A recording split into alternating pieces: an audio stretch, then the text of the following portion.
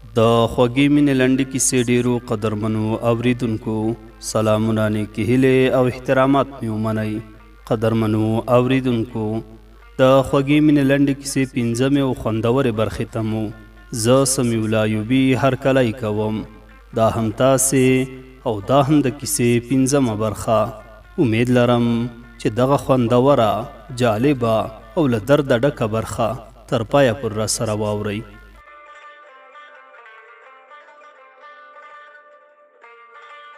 نظرجان اکا راته وویل ته بیا هم خپل کور کې له ټولو سره مشوره وکړه. کله موږ سره مو دوستي ته زړه کیږي نو زموږ در سره خوښه ده، پرې بسم الله به کړو. ما نظرجان اکا ته وویل چې ته بیخي بېغمه اوسه، که مې د کور دا دوستي را سره خوښه هم نه وي زه دا دوستي په خپله خوښه کوم. زه به سبا نه بل سبا خبر درکړم. موږ په دغو خبرو اخته وو چې زرغونې ډوډۍ راوړه. لاسونه مو پرېمینځل، دسترخوان هوار شو او په ډوډۍ خوړلو مو شروع وکړه. بامیه دومره خوند وکړ چې څه درته ووایم. زرغونې راته وویل چې له پلار سره خو به مې په تنګ شوی نه یې. ما ورته وویل ستا پلار خو زما پلار هم دی او له پلار سره هیڅوک نه تنګېږي. او اوس یو داسې ښایسته زیری را باندې وکړ چې توبه. زرغونې راته وویل چې څنګه زیری در باندې وکړ چې داسې خوشحاله معلومیږي؟ ما هم ور باندې خبره کړه. ما ورته وویل تا ته اوس نه وایم چې زه او ته سره یوازې شولو بیا یې درته وایم. زرغونې بیا پوښتنه وکړه ولې اوس د ویلو نه دی؟ ما ورته وویل نه اوس د ویلو نه دی. زرغونې وخندل او ویې ویل کاشکې هر وخت همداسې ښه زیري در باندې وکړي چې ته پرې خوشحاله شي. ما هم ورته وویل چې کاشکې داسې ښایسته زیري همیشه را باندې وکړي. خیر تر هر څه وروسته د خوب وخت شو چې نظرجان اکا او ښځې راڅخه لاړل او موږ ته یې وویل موږ خو ویده کیږو، تاسو پوه شئ او کار مو. موږ هم اجازه ورکړه. دوی لاړل. اوس نو زه او زرغونه یوازې پاتې شو. زرغونې پوښتنه راڅخه وکړه چې اوس نو راته ووایه پلار مې څنګه زیری در باندې کړی دی چې ته ور باندې ډېر خوشحاله یې؟ زر راته ووایه. ما ورته وویل زیری نو دا دی چې زه او ته به د تل لپاره سره یو ځای کیږو که خدای کول. ما چې کوم خوبونه لیدلي وو هغه اوس رښتیا کیږي. کوم امید چې مې درلوده هغه ته رسیږم. ما چې دا خبرې زرغونې ته وکړې زرغونه د یو څو دقیقو لپاره چوپ پاتې شوله او هیڅ غږ یې نه کاوه. ما زرغونه وښوروله، ورته مې ویل ولې چپ شوې؟ تا هم زما په رقم خوبونه لیدل او اوس په فکرونو کې غرقه شوې چې د ټول عمر لپاره به سره یو ځای شو. زرغونې راته ویل چې سره یو ځای خو به شو که چیرې زه ستا سره واده وکړم نو زما پلار او مور به یوازې پاتې شي. د دوی د خدمت به څوک کوي؟ زه خو د دوی لپاره هر څه یم. که زه ځینې واده شم دوی خو به بیخي یوازې شي. په دغه فکرونو کې ورکه ومه. ته خو پوه شوې ته زما په خاطر د یو څه وخت لپاره صبر وکړه. واده خو هر وخت کیږي، یو څه وخت وروسته به واده وکړو. اوس به یوازې مینه کوو او د مینې ژوند به تیروو. واده به پرېږدو، زه به دومره مینه درکړم چې له حسابه وتلی وي. آیا زما دا پیشنهاد چې درته ومې کړ راسره منې؟ ما ورته وویل مه خفه کېږه، سمه ده. زه هر څومره صبر درته کوم پروا نه کوي او خوا مې هم نه بدېږي، هیڅ خبره نه ده. ستا هر پیشنهاد مې پر دواړو سترګو قبول دی. ستا په خاطر خو ځان سره اور ته هم اچوم. دا خو لا یو پیشنهاد دی. هر وخت چې تا راته ویل چې اوس به واده وکړو نو هغه وخت واده سره کوو. راشه څنګ ته مې رانږدې شه. زه به هغه وخت واده در سره وکړم چې ته خوشحاله شي. زه خو خوشحاله یم. بس په غېږ کې مې ټینګه ونیوله او د خدای شکر مې ادا کړ. لنډه دا چې دومره ډېرې خبرې مو سره وکړې چې دا شپه بیا هم را باندې سهار شوه. د ملایانو اذانونه وشول. زرغونې راته وویل نه دې د خوښه چې یو ساعت ویده شو؟ ما ورته ویل چې بې له هغه نه هم سهار شو، پروا نه کوي، نن به هم ښه بدخوابه شو. خوب خو په یوه ساعت نه پوره کیږي. زرغونې راته وویل هر قسم چې ته وایې ستا خوښه ده. ما ورته ویل زما خوښې ته چې ګورې نو بیا خوب نه کوو، خوب خو سهار هم کیږي. اوس یوه ښه کیسه راته وکړه چې زه غوږ درته ونیسم. زرغونې ویل ښه شو چې رایاد دې کړل. کور دې تل ودان اوسه. تا چې کومې پیسې زما پلار ته ورکړې وي هغه یې هغه پوروړي ته ورکړي او هغه پوروړي ورته وویل چې 10 ورځې وروسته به هغه نورې پیسې هم راکوي. ظالم به هره ورځ دروازه راټکوله خو اوس مو غوږونه یو څه ځینې په آرامه شول. ما ورته ویل چې څو یې در باندې دي؟ تا خو هغه وخت راته وویل چې یوازې 50,000 دي. اوس نورې هم دي، ټولې څو در باندې قرض دي؟ زرغونې راته وویل 90,000 را باندې قرض وي، 50,000 خو مو ورکړي او اوس یې 40,000 لا نورې پاتې دي. ما تا ته نه شو ویلی خو د هغه نورو 40,000 وخت یې 15 ورځې وروسته پوره کیږي. بیا به راځي، بیا به دروازه راټکوي. خدای مهربانه دی له یوې خوا به ورته پیدا کړو. زه خو نو د مینې په دریاب کې ورګډ وم چې هر څه راته ویلي وای ما ورسره منل. د مینې جذبې اخیستی وم، هر څه مې ورسره منل. نو ورته ومې ویل که هر وخت هغه سړی تاسو ته راغی نو بیا یې زما دکان ته راولېږئ، زه یې ورکوم. تا به ما ته په هغه شپه ویلي وای، ما ورته ټولې پیسې هغه ځل په یو ځلې ورکولې. زما سره پیسې شته، تاسې چا ته مه وایئ. اوس خو نو زه یمه چې هر شي ته مو ضرورت وي ما ته به وایئ. زرغونې وویل چې نه پر تا خو مې زړه نه کیږي، او دا نورې پیسې هم چې تا ورکړي دا خو ډیر بد کار شو او در باندې تکلیف هم دی. زه نو په مکر څه پوهېدم چې په دې کې هم د دې چل دی. ما ورته وویل چې نه پر ما هیڅ تکلیف نه دی، زما سره ډېرې پیسې شته او دا نورې پیسې هم زه ورکوم. زرغونې وویل چې ته دومره ټینګېږې نو موږ به هم بل چا ته نه وایو. که هر وخت هغه پوروړی راغی زه به یې دکان ته در ولېږم. ما هم ورسره ومنله چې سمه ده. بیا مو نور بحثونه پسې راواخیستل تر څو چې سهار شو. لمر هم راختلی و. وروسته زرغونه ولاړه شوه په چایو پسې، زه په کوټه کې یوازې پاتې شوم.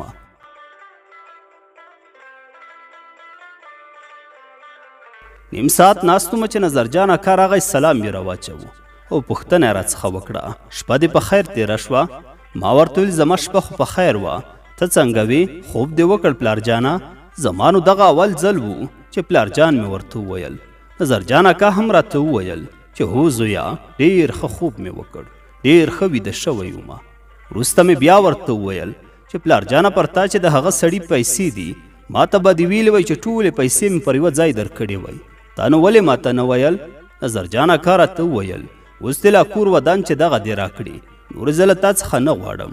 اوس دې لا ډېرې پیسې راکړي، دا نورې پاتې زه له یو بل چا څخه اخلم، تا ته نور تکلیف نه درکوم. ما ورته ویل تاسو بل چا ته ویلی شئ او ما ته نشئ ویلی؟ زه اوس لکه زوی داسې یمه، هغه پاتې پیسې هم زه درکوم. که هر وخت هغه سړی راغی تاسو یې زما دکان ته راولېږئ، له بل چا څخه یې غواړې او زما څخه یې نه غواړې. زرجان اکا ویل چې سمه ده چې ته وایې نو دا ځل هم ستا څخه اخلم، که څه هم پر تا مې بیخي زړه نه کیږي. هر وخت که هغه پوروړی راغی زه یې دکان ته درلیږم یا به زه پخپله ورسره درشم. لنډه دا چې په دغه رقم پیسې اخیستل او زما ورکول او د دوی ډول ډول چلونه جوړول پوره 4 میاشتې ونیولې. یوه ورځ مې ملګرو راته وویل چې ته څه کوې؟ ته خو بیخي د زرغونې مینې لیونی کړی، موږ خو دې بیخي هیر کړي یو. موږ خو خیر خپل کور دې هم هیر کړی او بل خپل ځان او مال دې ټول تباه کړ. دوی چې هر څومره پیسې وغواړي ته یې ورکوي، ته خو پر بانک نه یې ناست، په خپلو لاسونو یې ګټې او دوی ته یې ورکوي. له دوی سره خو دا خبره معلومه کړه چې دا پیسې کومې چې زه یې درکومه زما په ولور کې مو جرا کړئ، تر 2 ولورو دې لا ډېرې پیسې ورکړلې، لا به نورې څومره پیسې غواړي؟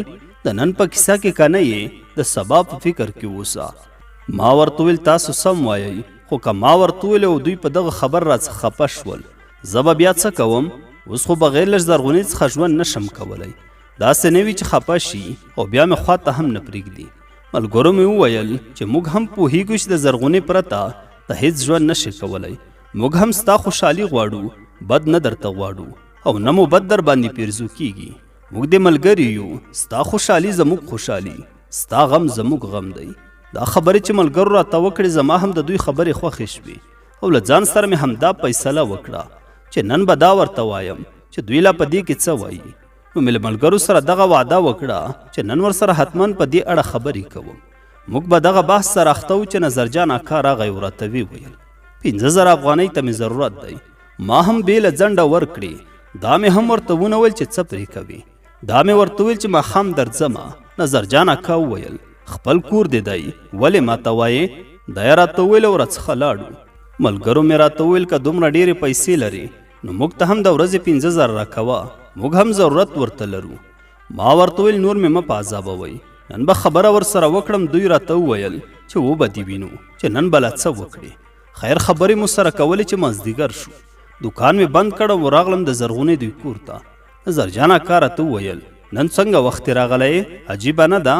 ما ورته ویل هو نن کار نه و ځکه مې وختي دکان بند کړ. موږ په کوټه کې کېناستو چې زرغونه او مور یې دواړه راغلې. ستړي مشي را سره وکړه. ټول په کوټه کې سره ناست وو چې ما ورته وویل ما خو نن یوه فیصله کړې ده چې تاسو ته یې ووایم.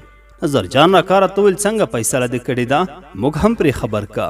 ما ورته ویل فیصله مې داسې کړې ما چې کومې پیسې تاسو ته درکړې دي نو زه غواړم چې هغه د زرغونې په ولور کې راسره مجرا کړئ او ولور یې مخکې له واده درکړم نن به د هغې ولور را معلوموئ که چیرې پیسې پاتې کېدې نورې به هم درکړم آیا دا فیصله چې ما کړې ده سمه ده او ستاسو راسره خوښه ده ما چې دا خبرې دوی ته وکړې نو نظرجان اکا خفه شو او ولاړ شو زرغونې ته مخ ور واړو ورته ویې ویل چې ما درته ویلي چې دا چندانې سړی نه دی یو ورځ نه یو ورځ به خپله اصلي څېره ښکاره کړي یو ځل خپله کومک راسره کوي بیا وایي چې هغه پیسې په ولور کې در سره مجرا کوم زما خو هر څه ته یې زه بې له تا څه لرم نه ځمکه لرم نه جایداد لرم بیا ما ته مخ را واړو ویې ویل چې تا راته ویل چې دا پیسې زه درکوم زه خو په خپله نه یم درغلی چې ما ته پیسې راکړه او نه ما درته ویلي دي چې ستا څخه پیسې غواړم تا به راته ویل چې زه یې درکوم بل چا ته مه وایه زما سره شته او تا په دا دومره وخت کې موږ ته ولې نه ویل چې زه بیا بیرته غواړم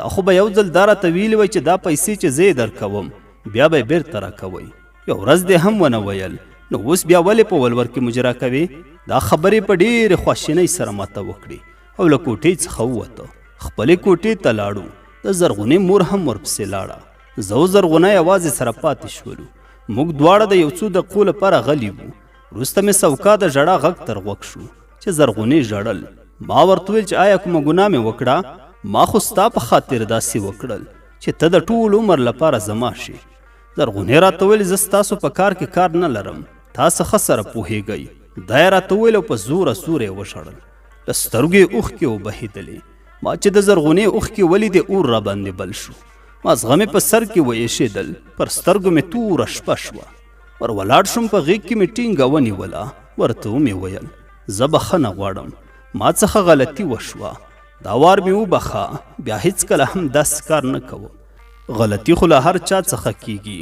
بې له تا مې دا ژوند نه دی په کار ته زما ژوند یې ته مې هر څه یې زما په رګو کې له وینې څخه ستا مینه ډېره ده زرغونې راته وویل تا خو به ماته مخکې ویلي وی چې زه داسې یو کار کوم ما درته خپله لار ښوده تا به زما سره یو وار مشوره کړې وی اوس دې ټول کارونه خراب کړل زه به اوس څه در سره وکړم ما ورته ویل ته هیڅ مه کوه فقط خوشحاله اوسه زه هر څه سموم هغه دم مې زرغونه خوشحاله کړه خو شپه ډېره بې خونده بې مزې او دردمنه راباندې تېره شوه ټوله شپه ګیلې او بهانې وي تر څو سهار شو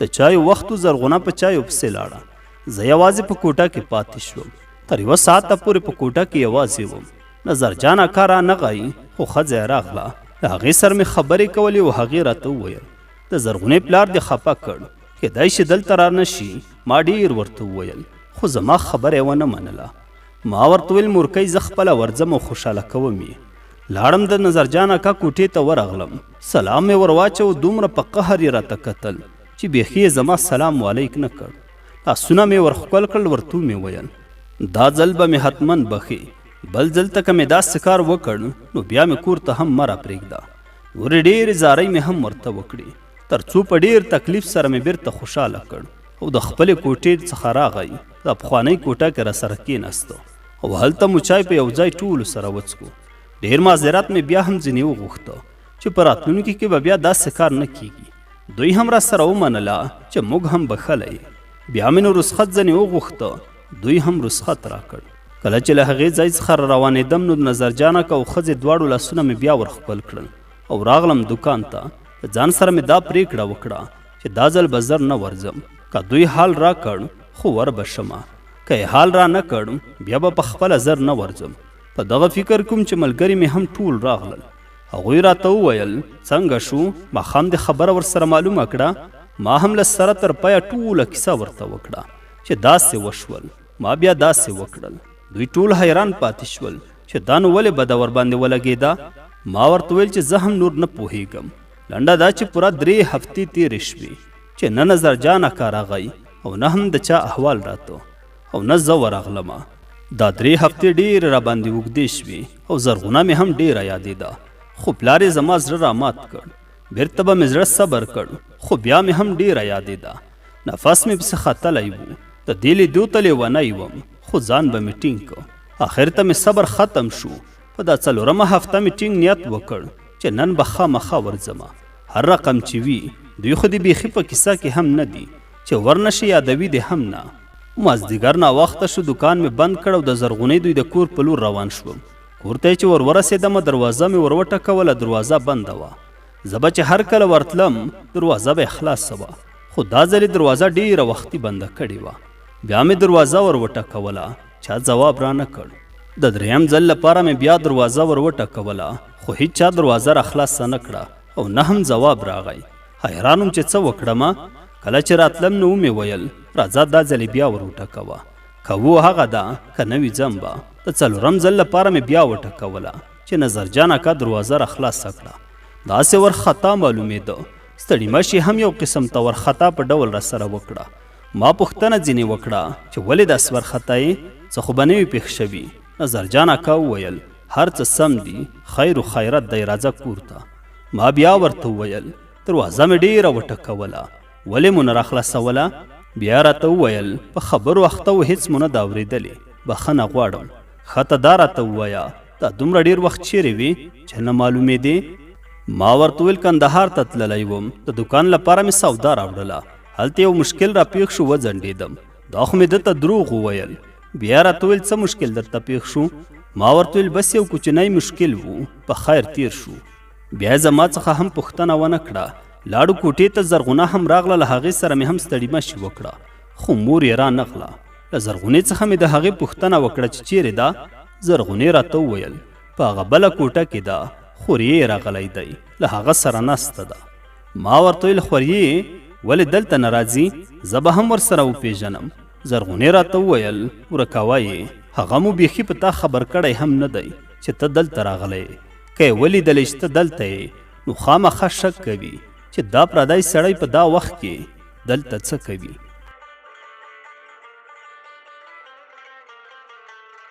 د خوږې مینې لنډې کیسې ډېرو قدرمنو اوریدونکو، دا وه د کیسې 5مه برخه.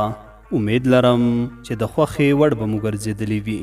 تر بلې برخې پورې مو په لوی څښتن تعالی سپارم. ښاد و آباد اوسئ.